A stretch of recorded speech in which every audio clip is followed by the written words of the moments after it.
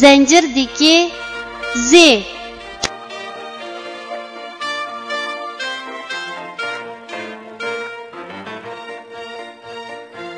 Bu harfning talaffuz qilinishi mundaq: Z.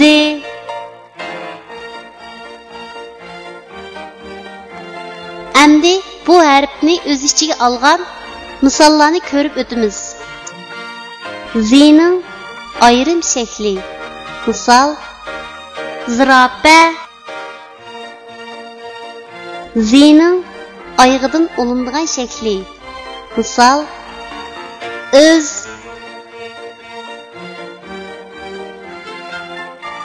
Tuanda biz rasmga birlashtirib, yuqorida o'rganib o'tgan harfning to'g'ri yozilish tartibini mashq qilib o'tamiz.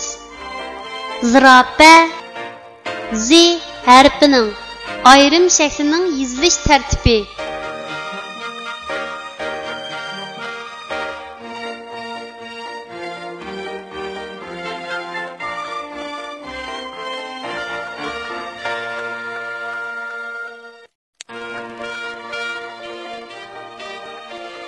Öz Z harfining oyog'idan olinib keladigan shaklning yozilish tartibi.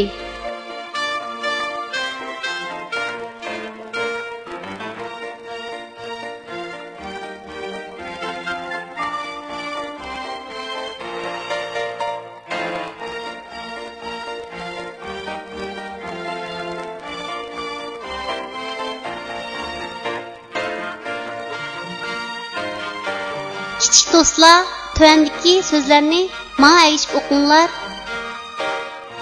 Az, az, zar, zar,